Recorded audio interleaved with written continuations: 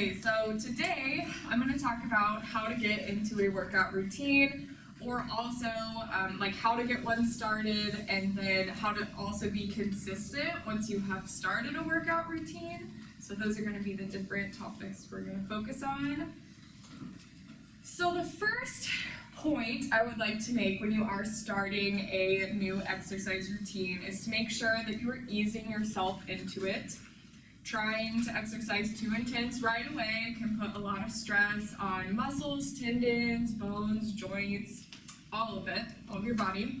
And what we are trying to avoid is not getting injured when you first start, because if you are getting injured immediately, then you're going to have to take time off, you're going to have to rest, recover that injury, and again, it's just going to set you back before you're actually able to start an exercise routine.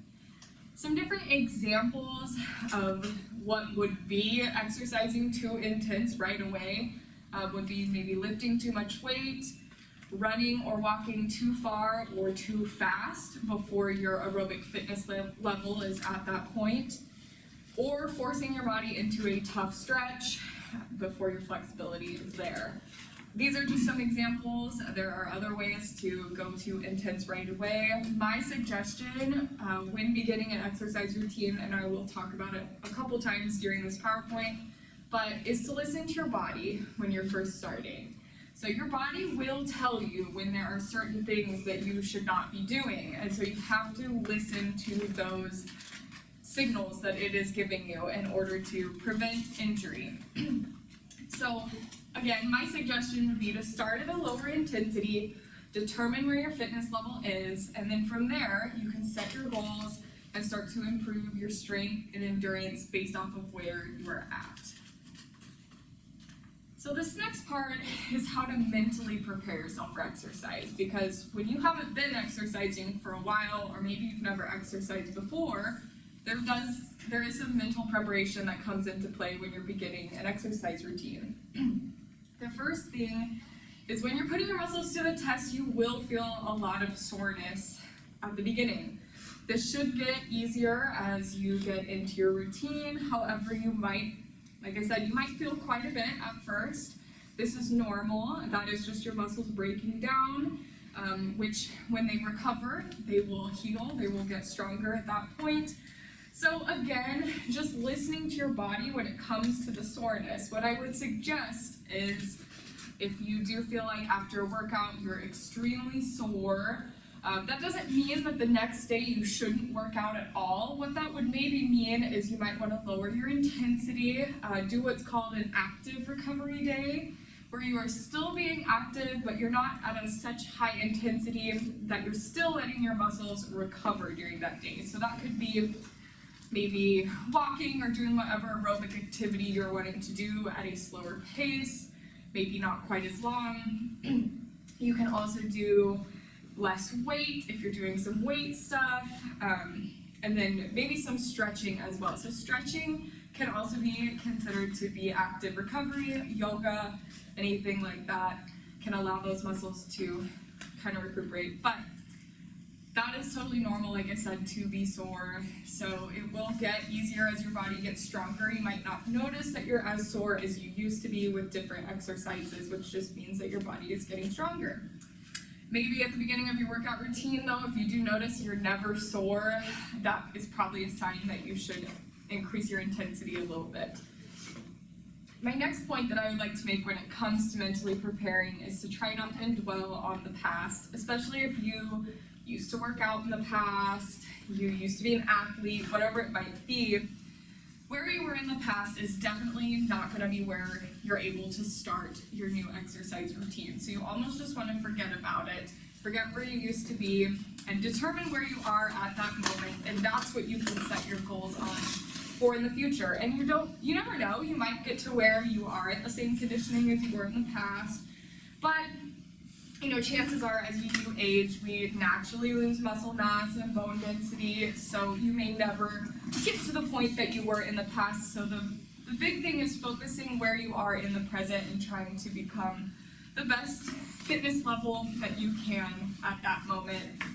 Also be patient with yourself, give yourself some grace, try not to compare yourself with the past, and be hard on yourself that way. You know, if you maybe have lost a lot of conditioning level from where you used to be, that is okay. It happens to the best of us. So just be kind to yourself.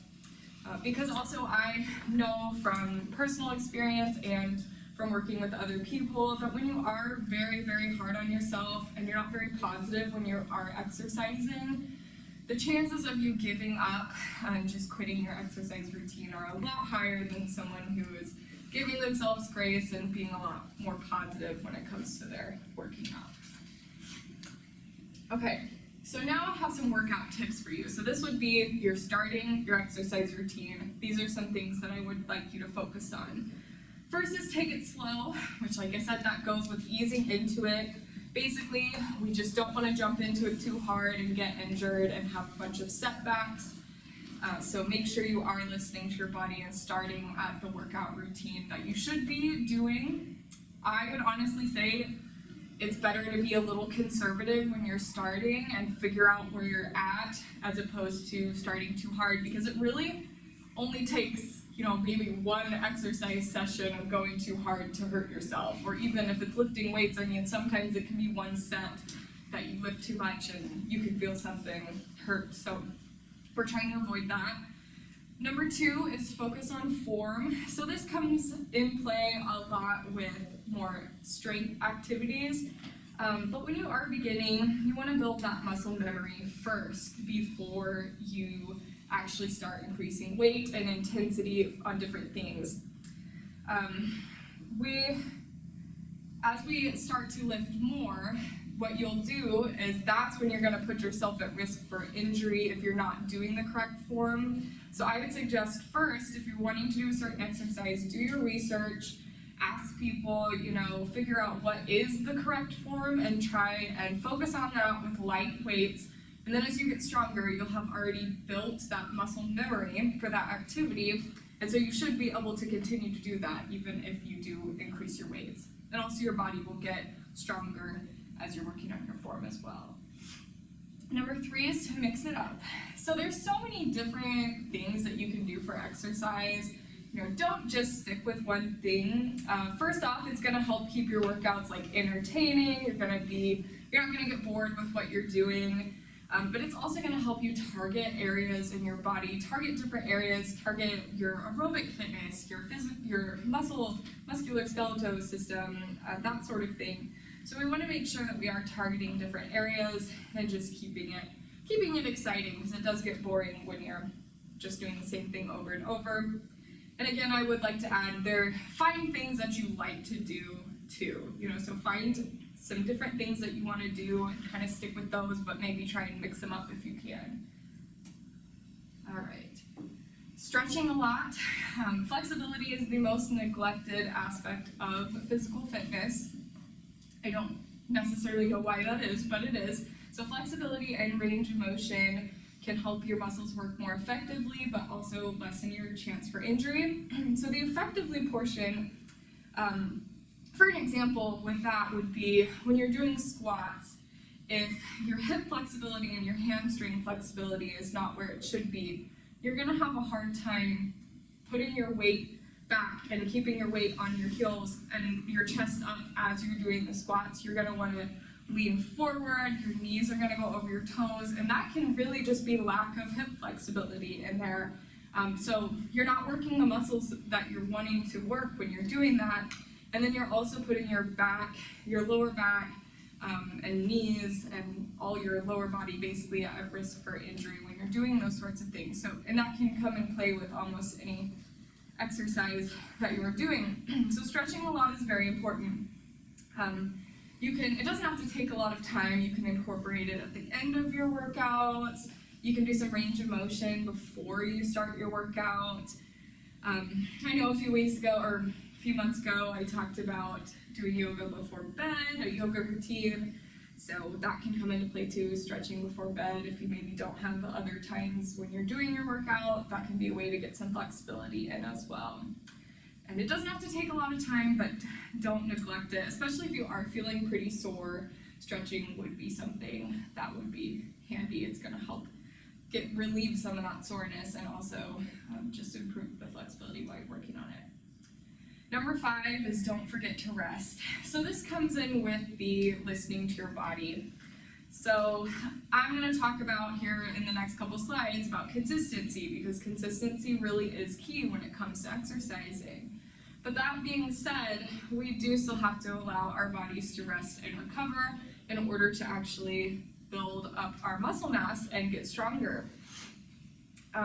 So I would suggest having rest for at least 1 to 2 days a week, if not more, when you're first beginning your workout routine. So just all rest those days, don't do anything, but you could even incorporate some active recovery, like I said earlier, during the weeks of your workout routine as well. So, and I like to add too, listen to your body. If it's telling you you need to rest that day, then you probably do need to. So whether you're feeling like something is starting to become possibly injured, or you're feeling like you're getting sick, something along those lines, that would be a time when you do need to take off and let yourself rest. Because something like that, if you don't let yourself rest, could turn into weeks and months that you can't exercise, where if you would have just rested for a couple days, you know, you probably would have felt better and been okay to start exercising again. And then the last thing is get some gear, or make sure that you have the adequate equipment that you need to perform the exercise that you are wanting to. So an example of that would be shoes for runners and walkers. I know some of this stuff gets expensive, but you do have to make exercise a priority in your life. So that might include investing a little bit into what you're trying to do.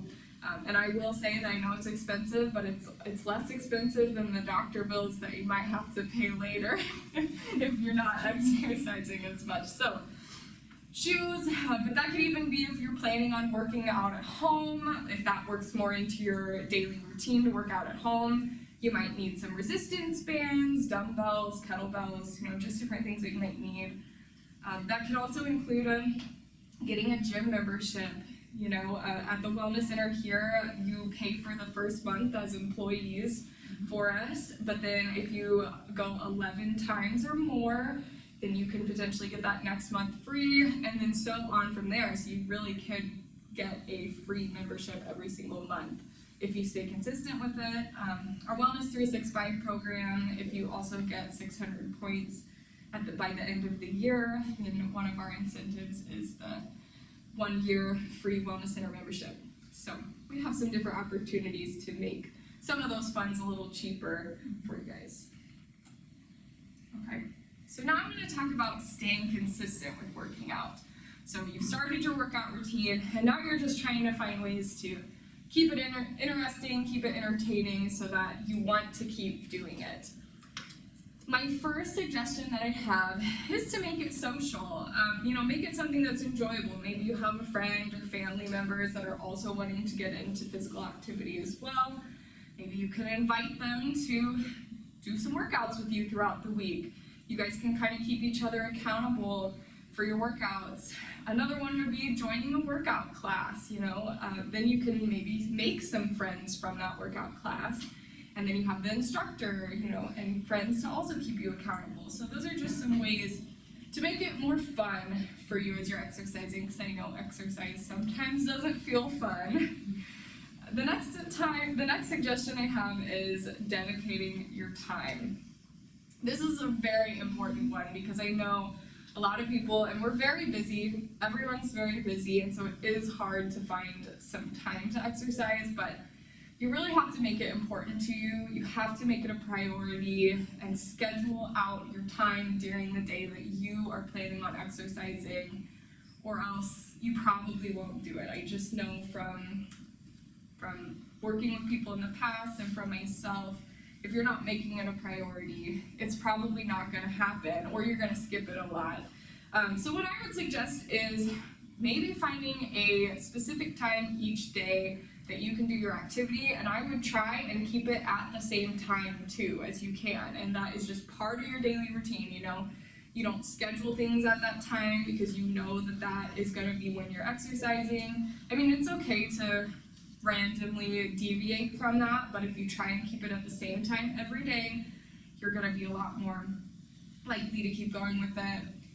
Even write it down on your planner, on your calendar, the time that you want to go, especially when you're first starting out and trying to motivate yourself to do it. I think written down visuals will also help keep you motivated.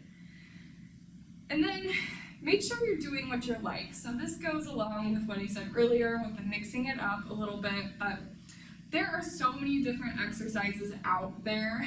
Don't make yourself do something that you hate, because you're not gonna keep doing it. So an example would be, if you're not a runner or something like that, you don't have to make yourself be a runner. There are so many other things that have just as equally enough benefits. So find what you like and kind of stick to it, but again, make sure you are mixing it up. So I'd suggest finding a few things that you like to do and maybe trying to just different, especially too, like if you're a walker and you like to walk outside. In Kansas, you can't always walk outside. The weather is not always that great, so you might want to try and find some different things that you can do inside during the fall and winter and whenever the weather is not that great. Okay. And then lastly, we have so many things available to us nowadays, so many resources to help us set goals with our fitness. So I would suggest using fitness trackers or using apps. Just do your research, find different things that will help you stay on track to set your goals and stay on track with them. So, I use my watch. I think it really helps me because I can kind of see, my steps, what I want my steps to be per day. Maybe I have a goal of what I want my resting heart rate to be after a while, and I can see the trends of it moving down. Just different things like that. I think they're very handy and a way to kind of keep us accountable with ourselves. Visual goals are what is going to help most people achieve what they actually want to achieve. And then this last little point, the CDC recommends weekly goals of 150 minutes of moderate intensity aerobic exercise. An example of that would be brisk walking, but anything that feels pretty moderate works for that. 75 minutes of vigorous intensity aerobic exercise. An example of that would be running, but also, maybe biking fast. Anything that gets you pretty out of breath would be considered vigorous. And then, so you're supposed to pair that with strength training activities. I would suggest at least 2 days a week if you can fit that in. And you can use weights, resistance bands. But strength training can also just be things that you do around your house, like yard work. So if you find, throughout the day, if there's something that you can do that is utilizing your muscles and you're lifting and using resistance, that can also be counted with your strength training activities. So that's about it. That's all I have for today. Yeah, any questions? Thank you. Hopefully I motivated them.